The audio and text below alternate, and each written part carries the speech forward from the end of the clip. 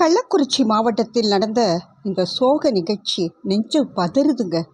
எத்தனை பேர் இறந்துட்டுருக்காங்க. யாரோ ஒருத்தருடைய சாவுக்கு போன ஒரு எல்லாருக்கும் கள்ள சாராயன்ற பேரில் விஷ சாராயம் கொடுத்துட்ருக்குறாங்க.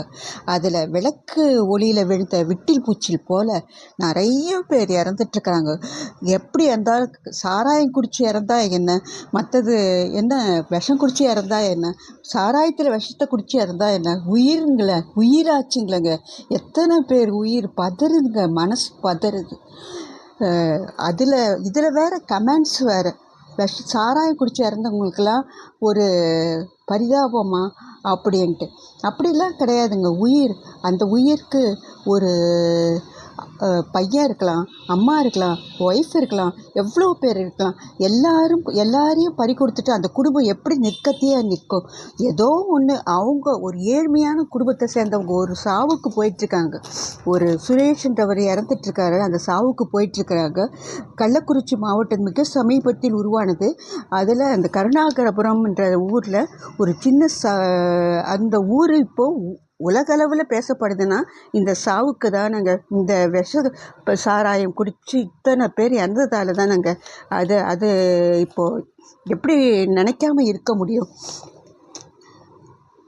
அப்படித்தான் கள்ளக்குறிச்சி கருணாகரத்தை சேர்ந்த சுரேஷ், பிரவீன் என்ற 2 வாலிபர்கள் கடந்த 18ஆம் தேதி மாலை விஷ சாராயத்தை வாங்கி குடித்துள்ளார்கள். சிறிது நேரத்தில் அவர்களுக்கு பார்வை மங்கி வயிற்று வலி ஏற்பட்டது. அவர்கள் இருவரையும் குடும்பத்தினர் ஆஸ்பத்திரிக்கு தூக்கிச் சென்றார்கள். அங்கு அவர்களது உயிர் பிரிந்தது. அதையடுத்து அந்த பகுதியில் விஷ சாராயத்தை குடித்த பலருக்கும் உடல் நலக்குறைவு ஏற்பட்டதும் அவர்கள் விழுப்புரம், சேலம் அரசு ஆஸ்பத்திரியிலும் பாண்டிச்சேரி ஜிப்மர் ஆஸ்பத்திரியிலும் அனுமதிக்கப்பட்டார்கள்.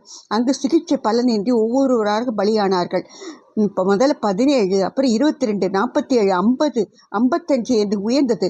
இன்னும் பலர் ஆஸ்பத்திரியில் சிகிச்சையில் உள்ளார்கள். அவர்களில் சிலர் கவலைக்கிடமாக இருப்பதாக மருத்துவர்கள் தெரிவிக்கின்றார்கள். அவர்களது உறவினர்களிடம் உடல்கள் ஒப்படைக்கப்பட்டது. பலியான அவர்கள் கருணாகர அந்த பகுதியை தான் சேர்ந்தவங்க என்ற தகவல் காட்டுத்தீயாக பரவியது. கருணாகரபுரத்தை சேர்ந்தவர்கள் உடல்கள் ஊரில் அங்கேயே தகனம் செய்யப்பட்டது. அந்த ஆண்டில் மிகப்பெரிய துயரம்.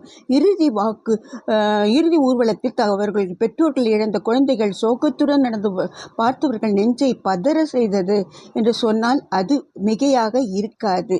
சம்பவத்தை கேள்விப்பட்டதும் அரசியல் கட்சி தலைவர்கள் உடனடியாக வந்தாங்க. உயிரிழந்தவர்களுக்கு குடும்பத்திற்கு ஆறுதல் சொன்னாங்க. அங்கே அரசு நடவடிக்கையை துரிதப்படுத்தினாங்க. விஜய் எத்தனை பெரிய அவ்வளோ அந்த மாதிரியான இடத்துல அவருக்கு உயிருக்கு உத்தரவாதம் இல்லைன்ற இடத்துல விஜய் அன்னைக்கே போயிட்டாரு.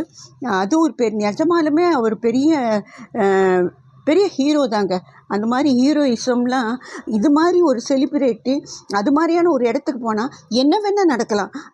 அது மாதிரி அதை பற்றியே யோசிக்காமல் விஜய் அந்த இடத்துக்கு போயிட்டுருக்காருன்னா அவர் கண்டிப்பாக அப்ரிஷியேட் பண்ணணுங்க. எந்த விதமான பாதுகாப்பும் இல்லாமல் அவர் போயிட்டுருக்காரு. இன்றைய காலத்தில் நகர்ப்புறத்தில் பள்ளிப்புறத்தில் உள்ளவர்கள் போதைப் பொருட்கள் பழக்கம் அதிகரித்து உள்ளது. கிராமப்புறங்களில் இது போன்ற விஷ சாராயம் ஆட்கொள்ளியாக உள்ளது. இது மதுவிலக்கும் இப்போதுக்கு சாத்தியமில்லை. இப்படி ஏதாவது செய்தால் அண்டை மாநிலத்தில் இருந்து கள்ளச்சாராயம் வந்து இறங்கிவிடும். அதாவது நாம் மதுவிலக்கு அப்படின்னு போட்டால் கூட பாண்டிச்சேரியில் மதுவிலக்கு எப்பவுமே கிடையாது. அவங்க என்ன பண்ணுவாங்க, பாண்டிச்சேரியில் போய் குடிப்பாங்க. அது யூஸ்வலாக நடக்கிறதானுங்க. இது கவர்மெண்ட்டுக்கு ஒரு பெரிய அசட்ஸான ஒரு பணம். இவங்க குடிக்கிறவங்க நிறுத்தவே போகிறது கிடையாது. வேறு எங்கேயாவது போய் சாராயம் குடிச்சிட்டு வர போகிறாங்க. அதுக்காக இது கவர்மெண்ட்டுடைய பணத்தையும் நம்மளால் ஒன்றும் சொல்ல முடியாது. இவங்க தான் கட்டுப்பாடோடு இருக்கணும். அது கவர்மெண்ட்டே விற்கிறாங்க. அந்த சாராயத்தை குடித்து தொலைக்கிறவங்க குடிக்கலாம். வேற ஒன்றும் வழியே கிடையாது. அந்த நேரம் போதைப் பொருட்கள் விஷத்தை கண்டறிந்து போலீசாரும் அதிகாரிகளும் உடனடியாக நடவடிக்கை எடுக்க வேண்டும். இந்த விவகாரத்தில் ஆணிவேர் இங்குள்ளது என்பதை கண்டறிந்து நடவடிக்கை எடுக்க வேண்டும். அப்பொழுதுதான் இதற்கு தீர்வு கிடைக்கும். இதை கட்டாயம் செய்வார்கள் என்று நாம் நம்பதான் வேண்டும்.